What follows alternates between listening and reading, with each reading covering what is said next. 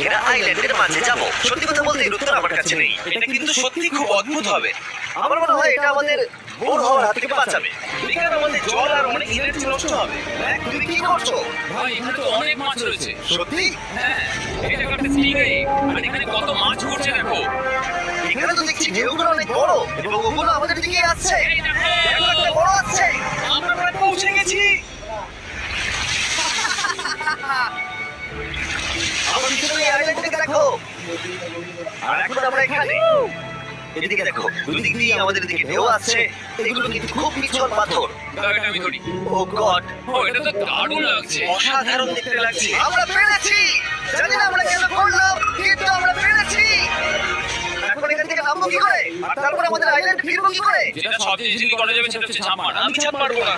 দিনের শেষ কয়েকটা ঘন্টায় বৃষ্টির ফোঁটা পড়লো গায়ে। আমরা দূরে দেখতে পেলাম ঝড় আমাদের দিকে আসছে।